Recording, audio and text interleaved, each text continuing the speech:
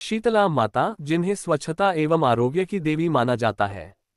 मान्यता है कि शीतला माँ की विधि विधान से पूजन करने से आपके घर में रोग दोष, बीमारी, महामारी का प्रकोप नहीं पड़ता। शीतला माता को चेचक रोग से मुक्ति की देवी के रूप में भी जाना जाता है। शीतला माता की पूजा में एक दिन पहले बने बासी खाने का भोग लगाया जाता है, इसलिए शीतलाष्टमी को बसौड़ा भी कहते हैं। शीतलाष्टमी के दिन व्रत रखकर मां का पूजन अर्चन करने के बाद व्रत कथा सुनने का विधान है। आइए जानते हैं शीतला माता की व्रत कथा। एक गांव में ब्राह्मण दंपति रहते थे। दंपति के 2 बेटे और 2 बहुएं थीं। दोनों बहुओं को लंबे समय के बाद बेटे हुए थे। इतने में शीतला सप्तमी का पर्व आया। घर में पर्व के अनुसार ठंडा भोजन तैयार किया। दोनों बहुओं के मन में विचार आया कि यदि हम ठंडा भोजन लेंगी तो बीमार होंगी, बेटे भी अभी छोटे हैं। इस कुविचार के कारण दोनों बहुओं ने तो पशुओं के दाने तैयार करने के बर्तन में गुपचुप 2 बाटी तैयार कर ली। सास बहू शीतला की पूजा करके आई, शीतला माता की कथा सुनी। बाद में सास तो शीतला माता के भजन करने के लिए बैठ गई। दोनों बहुएं बच्चे रोने का बहाना बनाकर घर आई।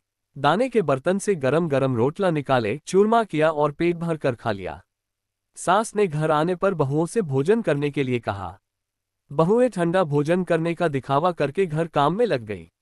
सास ने कहा, बच्चे कब के सोए हुए हैं, उन्हें जगाकर भोजन करा लो। बहुएं जैसे ही अपने अपने बेंटों को जगाने गई तो उन्होंने उन्हें मृतप्राय पाया। ऐसा बहुओं की करतूतों के फलस्वरूप शीतला माता के प्रकोप से हुआ था। बहुएं विवश हो गई। सास ने घटना जानी तो बहुओं से झगड़ने लगी। सास बोली कि तुम दोनों ने अपने बेटों की बदौलत शीतला माता की अवहेलना की है, इसलिए अपने घर से निकल जाओ और बेटों को जिंदा स्वस्थ लेकर ही घर में पैर रखना। अपने मृत बेटों को टोकरे में सुलाकर दोनों बहुएं घर से निकल पड़ी। जाते जाते रास्ते में एक जीर्ण वृक्ष आया। ये खेजड़ी का वृक्ष था। इसके नीचे ओरी शीतला दोनों बहनें बैठी थीं। दोनों के बालों में विपुल प्रमाण में जू थीं। बहुओं ने थकान का अनुभव भी किया था। दोनों बहुएं ओरी और शीतला के पास आकर बैठ गई। उन दोनों ने शीतला ओरी के बालों से खूब सारी जू निकाली। जुओं का नाश होने से ओरी और शीतला ने अपने मस्तक में शीतलता का अनुभव किया। कहा, तुम दोनों ने हमारे मस्तक को शीतल ठंडा किया है, वैसे ही तुम्हें पेट की शांति मिले। दोनों बहुएं एक साथ बोली कि पेट का दिया हुआ ही लेकर हम मारी मारी भटकती हैं, परंतु शीतला माता के दर्शन हुए नहीं है। शीतला माता ने कहा कि तुम दोनों पापिनी हो, दुष्ट हो, दुराचारिणी हो, तुम्हारा तो मुंह देखने भी योग्य नहीं है।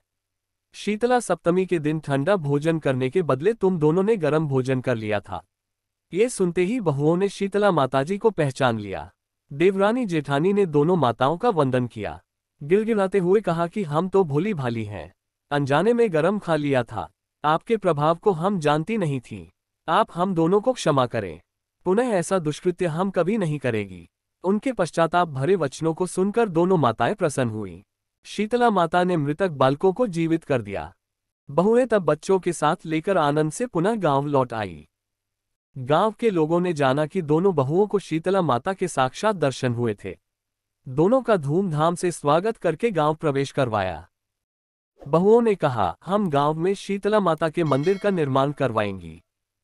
शीतला सप्तमी के दिन मात्र ठंडा खाना ही खाएंगी। शीतला माता ने बहुओं पर जैसी अपनी दृष्टि की वैसी कृपा सब पर करे। श्री शीतला मां सदा हमें शांति, शीतलता तथा आरोग्य दें।